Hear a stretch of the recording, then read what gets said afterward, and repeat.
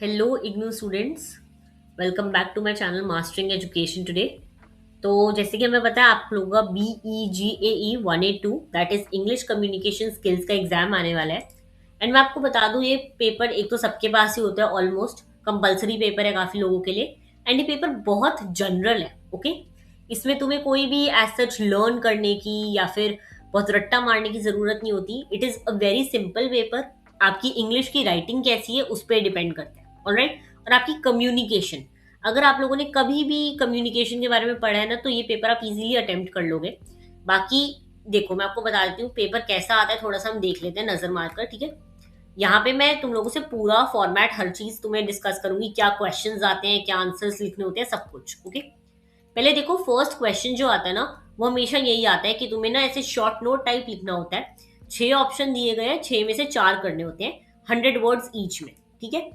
अब जो यहाँ पे क्वेश्चंस दे रखे हैं ना वो थोड़े ऐसे क्वेश्चंस हैं, अगर तुमने पहले कभी नहीं पढ़े तो तुम्हें थोड़ी सी दिक्कत होगी, क्योंकि तुम लिखोगे क्या। अब क्वेश्चन है साइलेंट रीडिंग और रीडिंग अलाउड में डिफरेंशिएट करो। पर वैसे तो आसान है, ऑब्वियसली समझने में समझ आ रहा है कि चुप चुप बैठ के पढ़ना और तेज तेज बोल के पढ़ना, लेकिन लिखोगे क्या, है ना। तो यहाँ पे डेफिनेशन, एक्सप्लेनेशन, एग्जाम्पल, इन सबकी बहुत जरूरत पड़ती है। लेकिन टॉपिक्स जो है ना वो घूमते रहते हैं, पेपर सेम ही आता है। मैंने 2025 का पेपर देखा दिसंबर का, और मैंने जून का भी देखा, सेम ही टॉपिक्स घूम रहे हैं। यही जो जैसे साइलेंट रीडिंग, रीडिंग अलाउड, सब वोकलाइजिंग क्या होता है, एक्टिव पार्टिसिपेंट कैसे बनता है एक इंसान मीटिंग में, या फिर सिंबल्स एंड ग्राफ बताओ, होमोफोन्स क्या होते हैं, व्हाट इज जार्गोन्स एंड एक्रोनियम्स, इसी पे क्वेश्चन आते हैं घूम फिर के। तो मैं तुम बता देती हूँ, देखो मैंने यहाँ पे तुम्हें दे दिए हैं ये सारे टॉपिक जो मुझे लगता है पेपर में आ सकते हैं, ठीक है। क्या क्या टॉपिक्स आते हैं यहाँ पे मैंने सबका आंसर दे दिया, मैं तुम्हें समझा भी दूंगी ताकि तुम्हें थोड़ा सा आइडिया रहे पेपर के लिए, ठीक है। अभी इस वीडियो में हम सारा शॉर्ट नोट्स ही डिस्कस करने वाले हैं। आगे का जो पेपर है शॉर्ट नोट्स के अलावा वो हम सेकेंड पार्ट में डिस्कस करेंगे। ओके, सबसे पहले जो टॉपिक कॉमनली आता है वो होता है homonyms and homophones, with examples तुम्हें समझाने होते हैं, 100 मार्क्स का आंसर लिखना होता है।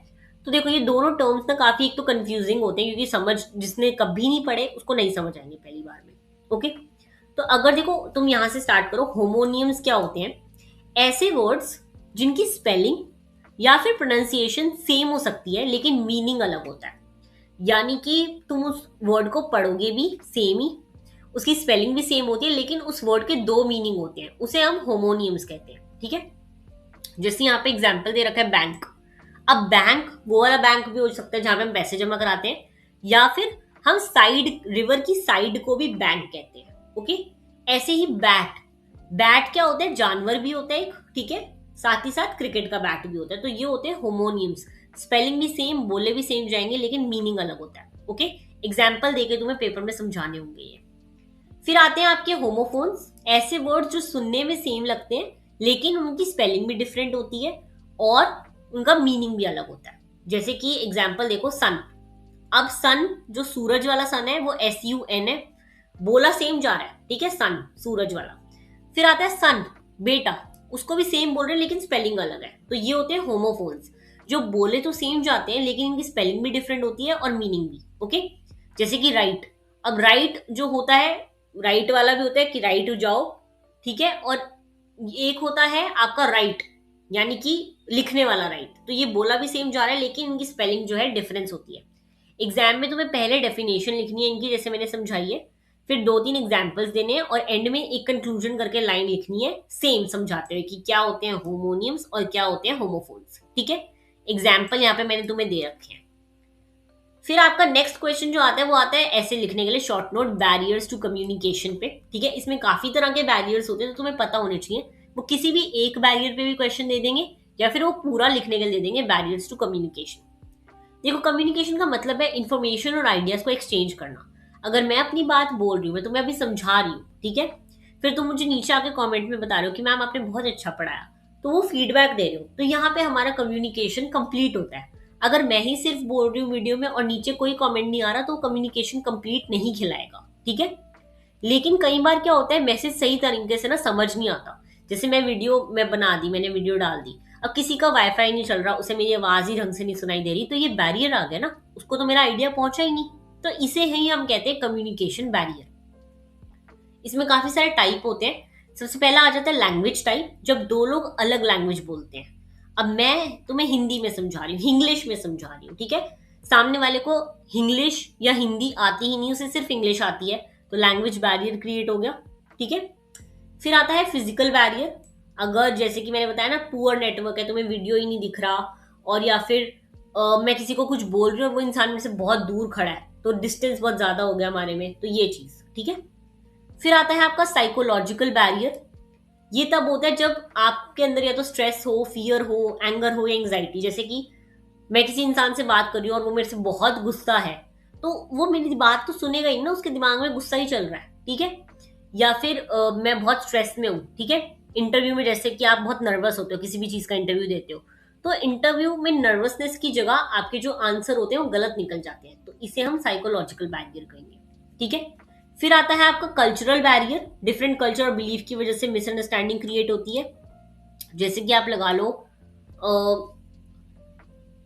जब हिंदू में किसी की डेथ होती है तो व्हाइट पहनते हैं, वहीं अगर हम मुस्लिम में किसी की डेथ होती है तो वो लोग ब्लैक पहनते हैं, तो ये चीज का कल्चरल बैरियर है, एक दूसरे की बात समझ नहीं आएगी हमें, ठीक है। फिर आता है सीमेंटिक बैरियर। एक ही वर्ड को अलग अलग मीनिंग में समझते हैं लोग। किसी के लिए वो वर्ड, जैसे कि आप सिंपल एक एग्जांपल लो, दिल्ली में एवरीबडी कॉल्स ईच अदर भाई, ठीक है, सब, बहन को भी भाई भाई भाई, दोस्त को भी भाई, भाई वाले को भाई। अब हम दिल्ली वालों को ये सब समझ आ जाएगा, लेकिन कोई बाहर से साउथ इंडिया से आ गया और उसको हम बोल रहे हैं तो उसको नहीं समझ आएगा, स्लैंग बन जाएगा ना, क्योंकि हमारा स्लैंग है, उनको नहीं आएगा समझ, तो ये होता है सीमेंटिक बैरियर, ठीक है। फिर आता है आपका ऑर्गेनाइजेशनल बैरियर। ऑफिस वगैरह में जैसे हायरार्की होती है, एक नया एम्प्लॉय, एक जो अभी नया फ्रेशर ज्वाइन करे, वो डायरेक्ट जाके सीईओ से नहीं बात कर सकता, है ना, क्योंकि हायरार्की होती है, आप किससे किससे बात कर सकते हो, अपने ऊपर वाले से ही कर सकते हो, डायरेक्ट 4 पोस्ट ऊपर से नहीं, तो ये वाला भी बैरियर होता है, ओके। तो ये थे आपके कम्युनिकेशन बैरियर। इस पे शॉर्ट नोट्स भी आते हैं, अलग अलग बैरियर पे भी आ सकते हैं, या पूरा क्वेश्चन भी आ सकता है, ओके। फिर हम आते हैं oral and written modes of verbal communication. देखो, वर्बल कम्युनिकेशन क्या होती है, बात करना किसी से, सिंपल। दो तरीके होते हैं बात करने की, या तो मैं बोल के बात कर लूं, अभी मैं बोल रही हूं तो मैं तुमसे बात कर रही हूँ, या फिर रिटर्न, जैसे कि तुम अगर ये पढ़ रहे हो सामने जो पीडीएफ में लिखा रहे हो, तो ये रिटर्न कम्युनिकेशन, सिंपल, ठीक है। बोलकर कहाँ कहाँ बात होती है, फोन कॉल पे होती है, मीटिंग में होती है, इंटरव्यू में होती है, वीडियो के थ्रू होती है, ओके। इसका एडवांटेज क्या होता है, इंस्टेंट फीडबैक। मैं किसी से फेस टू फेस बात कर रही हूँ, मुझे इंस्टेंटली उसका आंसर मिल जाएगा ना, है ना। और इससे क्या होता है, कम्युनिकेशन जल्दी हो जाता है, बात बहुत जल्दी हो जाती है। वहीं अगर हम रिटर्न कम्युनिकेशन की बात करें तो ये लिखे हुए वर्ड्स के थ्रू होता है। लेटर हो गया, ईमेल हो गया, रिपोर्ट हो गया, नोटिस हो गया। इसमें एडवांटेज क्या होता है, एक तो परमानेंट आपके पास प्रूफ रह जाता है लेटर का, ठीक है, तो फ्यूचर रेफरेंस के लिए जो है यूजफुल रहता है। बिजनेस मीटिंग वगैरह में आप दोनों यूज करते हो, और अभी जैसे कि मैं पढ़ा रही हूँ यूट्यूब पे, तो दोनों यूज हो रहे हैं, ओके। डिस्कशन वगैरह जो है आपकी ओरल होती है, और मिनट्स वगैरह उसमें रिटर्न होते हैं, ठीक है। तो आपको ये पता होनी चाहिए, situation where both are used, इस पे भी क्वेश्चन आ जाता है कि बताओ कहाँ ऐसी जगह होती है जहाँ पे ओरल और रिटर्न दोनों यूज होती है, ओके। फिर आता है आपका next topic, that is essentials slash etiquette of a meeting. Meeting करते वक्त क्या क्या चीजें जरूरी होती है। देखो, मीटिंग सक्सेसफुल तब होती है जब 3 चीजों पर ध्यान रखा जाता है, ठीक है। 3 चीजें क्या होती है, प्रिपरेशन, एजेंडा, पार्टिसिपेशन। ये 3 चीजें आपको पता होनी चाहिए, प्रिपरेशन, एजेंडा, पार्टिसिपेशन। प्रिपरेशन क्या होता है, प्रिपरेशन होता है जब कोई मीटिंग करने वाले हो तो आप पहले से टॉपिक पढ़ोगे उस बारे में कि क्या मीटिंग होने वाली है, उसके डॉक्यूमेंट्स, पीपीटी वगैरह रेडी रखोगे, और उस मीटिंग में टाइम पे पहुंचोगे, पहली चीज। दूसरी चीज आ जाती है एजेंडा। एजेंडा का मतलब वो होता है जब मीटिंग में डिस्कस होने वाले टॉपिक क्या होंगे। आप एक एजेंडा, एक टू डू लिस्ट टाइप होती है ना, कि ये टॉपिक होगा, और ये मीटिंग को जो है एक ऑर्गेनाइज रखते हैं कि पहले हम प्रोडक्ट पे बात करेंगे, फिर प्रोडक्ट के एडवर्टीजमेंट पे बात करेंगे, फिर प्रोडक्ट के सेल पे बात करेंगे। तो ये 3 आपने एजेंडा सेट कर लिए मीटिंग के, ओके। फिर आता है आपका पार्टिसिपेशन।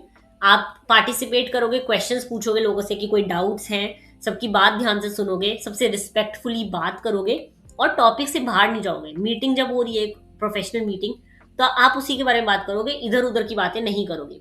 ये 3 हेडिंग्स जो है एग्जाम में डायरेक्टली लिख सकते हो, इनको एक्सप्लेन कर सकते हो, या फिर इन पे अलग अलग क्वेश्चन भी आ सकता है, ओके। फिर हम आते हैं नेक्स्ट टॉपिक में, that is essentials of a group discussion. ये बहुत इंपॉर्टेंट क्वेश्चन है, ठीक है। एग्जाम में मेनली फॉर्मेट देखते हैं कि कैसे आप ग्रुप डिस्कशन लिखते हो। यहाँ पे ग्रुप डिस्कशन का क्वेश्चन भी आता है पेपर में, और यहाँ पे ऐसे अगर शॉर्ट नोट आए तो आपको बताना होगा कि ग्रुप डिस्कशन में क्या क्या होता है। ग्रीटिंग होता है, टॉपिक का इंट्रोडक्शन होता है, डिस्कशन होता है, डिफरेंट ओपिनियंस होते हैं, कंक्लूजन होता है, ये सब। ठीक है, वेरी इजी ग्रुप डिस्कशन। ठीक है, अब हम आते हैं next, that is style in communication. देखो थोड़ा ना वीडियो जो है लंबा जा रहा है, तो हम इसको इतना लंबा नहीं करेंगे। पहले तुम मेरे को बताओ कि तुम्हें चीजें समझ आ रही हैं या नहीं, एंड क्या तुम ऐसे ही पढ़ना चाहोगे या मैं डिफरेंट तरीके से पढ़ाऊं, कि पेपर वगैरह सॉल्व करें साथ या कुछ और करें। तो मेरे को ये चीज बताओ, फिर हम आगे इसको कंटिन्यू करेंगे सेकंड पार्ट में वीडियो के। ठीक है, तुम्हें नीचे कमेंट करना है 2 अगर तुम्हें समझ आ रही है चीजें, या फिर तुम्हें लगता है कि मैं कोई चीज चेंज कर सकती हूँ, मुझे किसी और तरीके से पढ़ाना चाहिए, तो मुझे वो भी बता देना। ठीक है, बाकी हम पार्ट 2 में आगे वाले जो है टॉपिक्स डिस्कस करेंगे। मैंने सारे टॉपिक्स, जो जो टॉपिक शॉर्ट नोट्स में आते हैं ना, वो सारे टॉपिक इस पीडीएफ में कवर करने की कोशिश करी है। साथ ही साथ मैंने जो दूसरे क्वेश्चन आते हैं, जैसे ग्रुप डिस्कशन का आपका टॉपिक आता है, क्वेश्चन आता है ग्रुप डिस्कशन के, मैंने 2-3 एग्जाम्पल रखे हैं जो पेपर में बार बार रिपीट होते हैं, तो तुम डायरेक्ट पढ़ के यहाँ से जाके लिख सकते हो। ठीक है, साथ ही साथ मैंने इसमें तुम्हें ये भी समझाया है कि देखो लेटर राइटिंग जो आता है, फॉर्मल आता है, एडिटर वाला आता है, बिजनेस वाला आता है, तो वो सब कैसे लिखने हैं, उनका क्या फॉर्मेट रहेगा। मैंने तुम्हें 2-3 एग्जाम्पल भी दिए जो डिफिकल्ट डिफिकल्ट है लेटर्स। ठीक है, साथ ही साथ एस्से राइटिंग का एक क्वेश्चन आता है, तो मैंने वो भी बताया है। जो टॉपिक्स घूम फिर के मैंने देखे, ये 4 टॉपिक हैं, क्लाइमेट चेंज, G20 और इंटीग्रेटेड टेक्नोलॉजी, यही सब क्वेश्चंस आते हैं, तो मैंने यहाँ पे तुम्हें वो भी बता दिए पूरे पूरे एस्से लिख के, और 5 मिनट प्रेजेंटेशन। ये सारे टॉपिक ना मैं डिस्कस कर लूंगी तुमसे सेकंड पार्ट में, लेकिन तुम मुझे बताओ कि क्या तुम्हें ऐसे ही पढ़ना है या फिर चीजें चेंज करनी है। अभी हमारे पास टाइम है तो हम कर सकते हैं। बाकी पेपर बहुत ही ईजी रहने वाला है, बहुत जनरल पेपर रहने वाला है, तुम इजीली अटेम्प्ट कर लोगे। और जिन लोगों की भी इंग्लिश बहुत अच्छी है, या फिर वो लोग नॉवेल्स वगैरह पढ़ते रहते हैं, सीरीज देखते रहते हैं इंग्लिश, तो उनके लिए इजी रहेगा, क्योंकि उन्हें नॉलेज मतलब लिखने की आदत होगी। ठीक है, जिन्होंने बिल्कुल प्रैक्टिस नहीं करी आज तक इंग्लिश लिखने की, बिल्कुल नहीं पता शॉर्ट नोट्स क्या होते हैं, एस्से क्या होते हैं, उनके लिए थोड़ा सा डिफिकल्ट रहेगा, पर वो भी प्रैक्टिस करके 2 दिन में आराम से कर सकते हैं पेपर कंफर्टेबली अटेम्प्ट। ऑलराइट, बाकी मुझे नीचे अपने कमेंट्स वगैरह जरूर बताना कि कैसे करना है आगे। ऑल द वेरी बेस्ट, मिलते हैं नेक्स्ट वीडियो में। Thank you so much.